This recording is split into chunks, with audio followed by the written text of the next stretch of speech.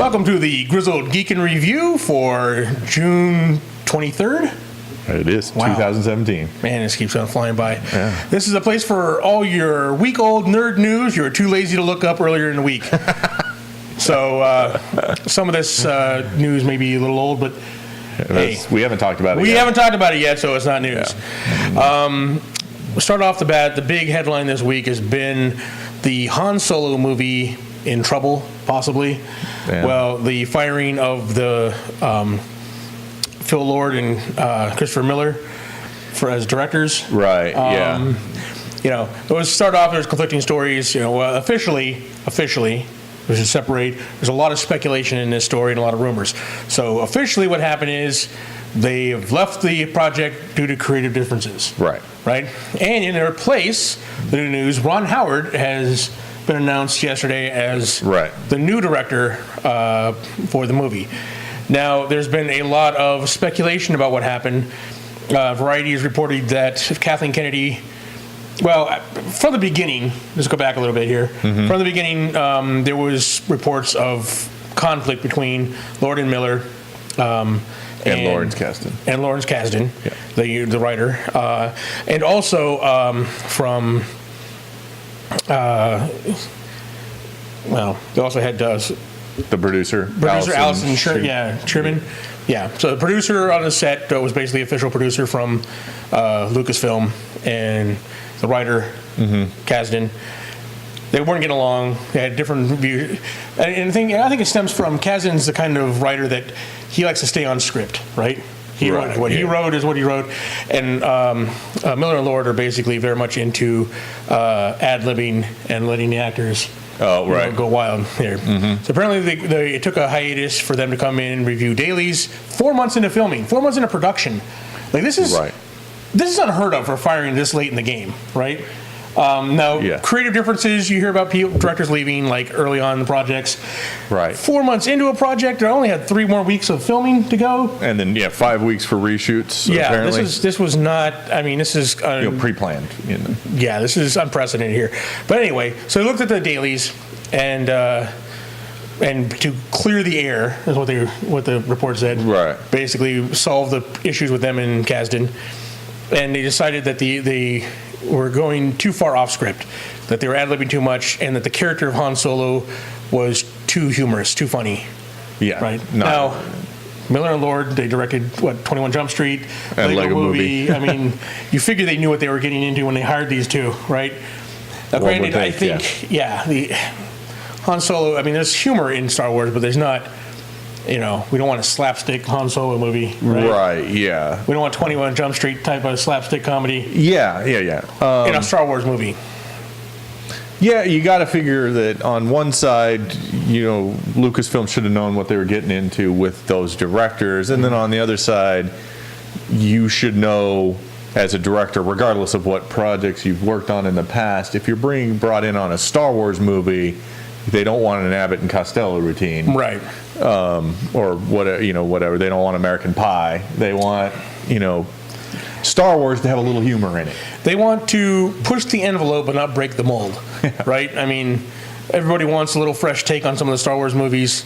And hiring these different directors, I think, is what they're trying to do, trying to answer that. Right. But I think they might have gone a little too far in that direction. You got to kind of rein it in. But apparently, sources of Variety also claim that this came as a complete shock to the directors, who had relocated their families to London for filming. So were taken by surprise and blindsided by the announcement, is the word you used. But and then there was a speculation this week about who was going to take over, right? And all kinds of names were being thrown around, right? From Joe Johnston to Kasdan himself taking over the project, and it looks like it shook out to Ron Howard. Yeah, and I think most reports had him as the front runner. Yeah. But that there were other names being considered, but maybe he wouldn't. Wouldn't taken them to play. Has he done anything with Lucasfilm since Willow?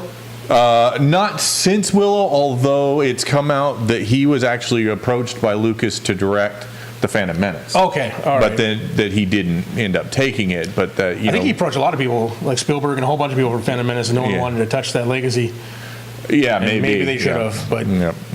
Maybe. right. That's a different discussion. So there you have it, folks. But what does this mean for the overall production? Filming resumes July 10th, and we'll see where it goes. How much, they've got the script. How much they got to reshoot? Right, yeah. Who Yeah, knows? because they're still shooting for May 2018 Yeah, they release. didn't They change the release date. So I don't know if they got any director that can come in here and do this. Academy Award winner like Ron Howard. Yeah, and they're figuring that he will bring kind of a steadying hand that people will go, oh, okay, we got somebody who knows what he's doing, who's got a lot of he's got a lot of credibility. Yeah. And that will calm the cast and crew down. So Now, we'll a lot of see. people are pointing out the same thing happened with Rogue One, where they brought in someone to polish it off, but this is a little bit different. This is that, the director, rather welcomed it in, right? He's like, all right, yeah, let's come in, let's fix this, let's make the best movie possible. Right. This is a complete firing of the directors and replacements. Right, So something happened there. I mean, mess with Kasdan, he's, guy wrote Empire Strikes Back. Right, yeah. I mean, yeah. He's definitely got a lot of clout. He gave at us the Lucasfilm. definitive Han Solo. I mean, Empire Strikes Back is where Han Solo's character really was developed. So, I mean, if anyone knows Han Solo, outside of Harrison Ford, Kasdan's probably the guy. So, I don't know. We'll see how it goes. I mean, it's a Star Wars movie. It's going to make money. Yeah. So Yeah, it will. And hopefully, they are able to pull it back and give us a good movie. Because this is only the second of the extended universe films. So, first one hit it out of the park. So so it's got a lot to live up to. Yeah. All right, let's go ahead and move on. Cut. You got your restart. All right, from another Disney studio, let's go ahead and move over to the MCU. Well, the merger or the combined world of Sony and Marvel films. This muddied. Yeah, the muddy mess that maybe Feige's regretting getting into. Who knows? The doomed to divorce coupling of Marvel and Sony. Yeah, that's what it's looking like right now. So Sony's Amy Pascal and Kevin Feige did an interview this weekend in which they were asked about, or Amy was asked about the Venom and the extended Spider-Man universe films, Gold and Black, and Silver and Black, and those things. And she said that they were going to be connected. That Homecoming and these other, Venom, the other Spider-Man centric movies that we thought, like, oh, how are you going to do a Spider-Verse without Spider-Man? Well, she thinks they are. They're all connected to Homecoming. Yeah, that they're all going to be connected to Homecoming, that it's all going to be a shared universe, that Tom Holland may actually be in a Sony movie. I want to point out that 2 weeks before this, Kevin Feige said they were definitely not connected to the Marvel universe. Right. So... and he was at that interview and didn't say a word, just gave some sidelong looks at her, like, what? He said enough with his the face. He's like, what in the world is she talking about? Crazy woman. So, yeah. So we're not sure where that's going to go. Ruin. It's going to go to ruin. Yeah, I'm not sure if this is going to lead to a battle, or if there's something going on behind the scenes we're not aware of. That Look, two ways to look at it. If you're an optimist, you look at it like she let the cat out of the bag by some future collaboration with Marvel and Sony. Right. If you're a realist, you're looking at this like they're going to steal Spider-Man back as soon as their contract's done and use Marvel as a launching point for it. Yeah. Now, because there's a shared world there, that means they can claim Homecoming is all part of their universe, which includes, Iron Man, who's in Homecoming, and the mention of the Avengers and all that stuff, without actually having a connection, which will muddy the continuity of the MCU.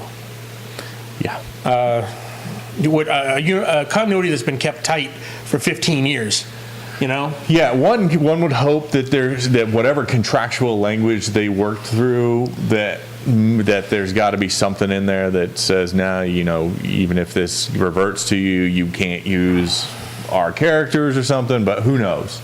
It's getting to be a muddy mess. Yeah. So, I think it's in the same interview that we learned that Carnage will be the villain for the Venom movie. Which again, I mean, yeah. Who else was it going to be? Exactly. But again, it's like, how are you having a Venom movie without establishing the symbiote and where it came from and connecting it to Spider-Man? It just doesn't. If you fall into the Optimus category here, and Sony and Marvel have this all plan worked out, we could see the symbiote in Infinity War mess with Tom Holland. Oh yeah, maybe. You know what I mean? Yeah, that's possible. That's a pipe dream. It's not going to happen, but that's the best case scenario. With that. But. I don't have a lot of hope for the whole Sony's extended Spider-Man universe. I was glad to get Spider-Man in the Marvel universe, but I was also leery about Sony from the get-go with the way they've treated the property in the past. Yeah. All right. Well, moving on to a movie I'm actually looking forward to, Godzilla, King of All Monsters, or what was going to be King of All Monsters. They kind of dropped that in the latest news, the title. I don't know if it's going to be the official title or not, but it was at one point. Mm-hmm. We find out that he's going to fight some famous foes in this sequel to the Godzilla movie. Cool. I like the Godzilla movie, and what they're promising, what he needed was more Godzilla, which is what they're promising in this movie. Right. So, apparently, Godzilla is going to be facing off against Mothra, Rodan, and King Ghidorah himself. So, hopefully, this follows like the old classic story. Starts off fighting Mothra and Rodan. Right. King Ghidorah shows up, and they got to team up. Reveal Mothra as a good guy, and all right, maybe. Yeah. All this is just prelude to the big, fight with the big monkey. King Kong Godzilla is happening. Yeah, at some point in the future, we're going to get those two. And I like, Kong Skull Island. It was a flawed film, but it had some, crazy scenes in it, right? Like the action, they made King Kong way bigger than he's supposed to be because he's got to fight, He's got to fight Godzilla. Bumped up his size because they bumped up Godzilla's size. Yeah, exactly. So, all right. So we'll see. I'm excited for it. I'll watch it. And I'm, this has got me way more excited than like the Rock's Rampage movie. Coming out. So I don't know, but I'll watch that one too because I love giant monsters. The kid in me loves giant monsters, and I'll watch any of those giant monster movies. Yeah, cool. So I just think it's crazy that we're actually getting giant monster movies in a big budget Hollywood production. Right. No more men in rubber suits. Which don't get me wrong, I was happy to have the men in rubber suits when I was a kid. But the fact that we're getting big budget versions of this is just crazy. Yeah. Just crazy. All right, let's then move to Scarlett Johansson's appearance on the. I'm going to Scarlett Johansson. Any day of the week. She was on the Late Show with Stephen Colbert. Yep. And she maybe let slip, and maybe she wasn't supposed to, based on how that interaction went, that she was in a scene with 32 characters at once. She didn't really. I'm not sure really whether she was painting it as a battle scene or if it was just a scene of some sort. I think she just said that there's a scene where there's 32 people in it. Yeah, so whether or not they were all heroes or heroes and bad guys or whatever, we're not sure. Because she tried to walk it back and she's like, oh, it could have been crew people. And she's like, there were so many people, it was hard to tell. So who knows what. Either way, it's a shitload of people in one scene. Yeah. I'm excited for it. Hopefully it's a big battle scene. Yeah, that would be awesome, yeah. All right, so moving on from that, Watchmen series is coming to HBO. This is confirmed. David Lindelof of Lost and Leftovers fame is putting together for him. Okay. So this is what they're producing. Looks like it's going to happen. If you're going to do a Watchmen TV series, I personally liked the movie, Zack Snyder's Watchmen movie. I did too. The changes he had to make to it, were necessary. But that was a very faithful reproduction of the comic. And, people, I don't know, they didn't get it, didn't do so well in the movies. Yeah. But, he stayed pretty faithful to the characters into the story. It changed the ending, but it had to, I think, at that point. Yeah, well, yeah, But a little. The time frame and exactly what. But a lot of people tried to crack that nut before Zack Snyder did it. Terry Gilliam. There were several people that tried this in the past, and almost every single one of them have said this is long form storytelling that would be better suited for a series or mini series than a movie. It couldn't, tell this whole story because there was a lot of you had to leave out, Tales of the Black Freighter they left out. There was a lot of stuff that had to be cut because the movies, even though a super long movie like it was, couldn't fit everything in it. So I think a series would be awesome.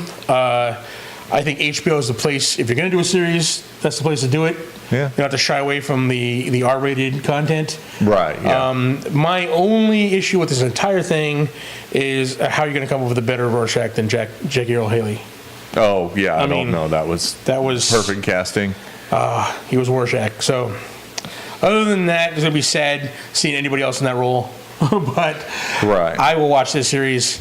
I liked all the casting in that movie. I think pretty much everybody fit the part that they were cast for. Yeah. And it's going to be weird seeing somebody else in each of those. In those roles, in each of those roles. And I am curious to see whether they're going to do the whole Black Freighter thing, because that means you're going to have to find a director and a writer who understands what that story even means. Yeah. Because I don't think you're going to get Alan Moore to tell you. Yeah. If he knows. If he knows. Nice. All right. Now, from a possibly good idea to a horrible idea, looks like Fox is going to reboot the Fantastic Four. They're ever the optimists on Fantastic Four. Oh will not let those rights go back to Marvel. They're like, no, we're going to hang on to these. So the last Fantastic Four movie, the Fan Four Stick, lost like $60 million? Yeah. Everyone thought, the rights are going to go back to Marvel. They're not going to throw more money at this thing. Well, apparently they are. Apparently they're going to go back. The reboot now is going to be more kid-friendly. It's going to focus on the Richards and their two kids, Franklin Richards and, what was it? I think it's Veronica. Veronica. She's like the super smart one, and then Franklin's one that's got all one. the super, tons of powers. All right, so, and they keep throwing around, they keep invoking the name of The Incredibles.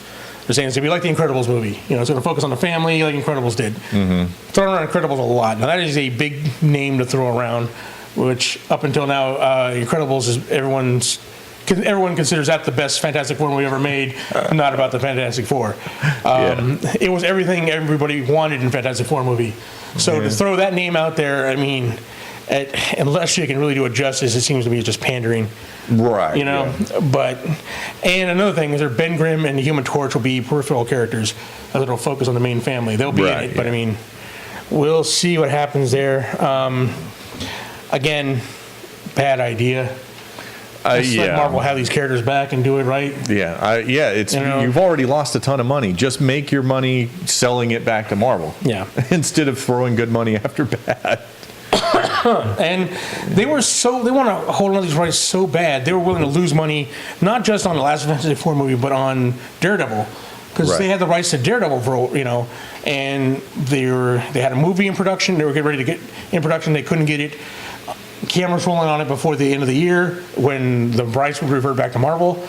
So Marvel came to them and said, all right, look, we'll extend the rights. You can do your Daredevil movie if you let us, use Silver Surfer and Galactus for the cosmic side of it.